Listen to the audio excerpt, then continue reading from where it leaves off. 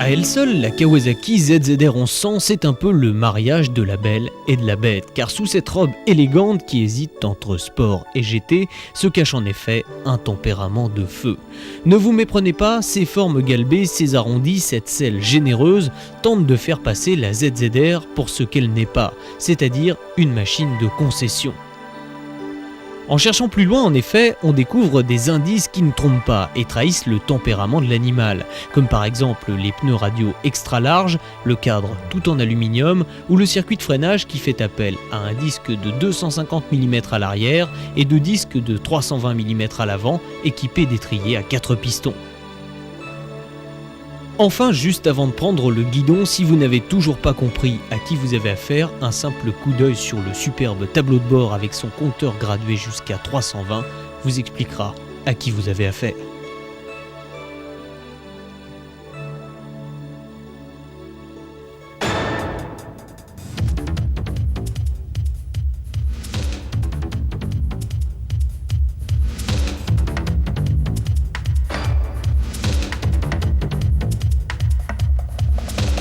Inutile de tourner autour du pot, avec 250 km/h en vitesse maxi et 10 secondes 7 aux 400 mètres départ arrêté, la ZZR 1100 est la 100 chevaux la plus rapide et la plus rageuse du moment. Son 4 cylindres 1052 cm3 refroidi par eau a subi pour une fois un bridage qui n'est pas trop catastrophique en termes de sensations.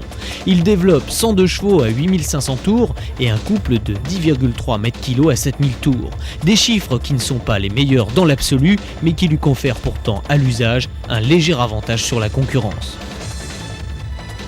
Revers de la médaille, cette santé se paye par une brutalité pénible en usage normal et un manque de coffre à très bas régime. En clair, la Kawasaki ZZR 1100 n'est pas faite pour la balade, mais préfère plutôt être menée tambour battant.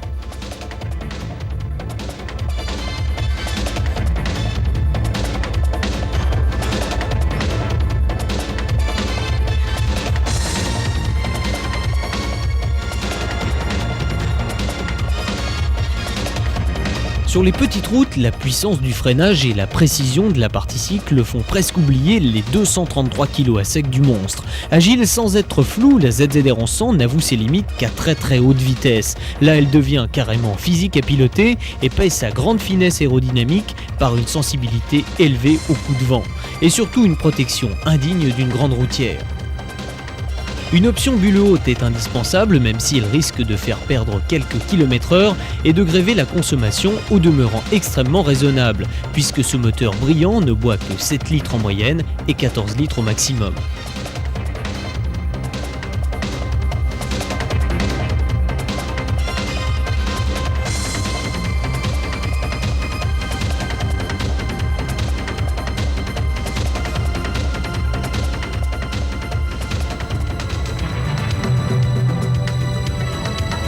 Finalement, le plus gros défaut de la Kawasaki ZZR 1100, c'est certainement de cacher sa vraie personnalité. Bien que plus confortable que le modèle 92, la nouvelle mouture trouve plus sa place dans la catégorie des sportives que dans celle des GT. Elle peut donner beaucoup, mais comme on n'a rien sans rien, réclame également beaucoup de son pilote pour être exploitée à l'extrême. On est loin d'une Honda CBR 900, mais on est également loin d'une Honda CBR 1000. Disons que la grosse Kawa se situe à mi-chemin de l'une et de l'autre. Cela ne l'empêche pas d'avoir trouvé une clientèle propre, même si à 62 841 francs, cette moto de caractère n'est pas tout à fait bon marché.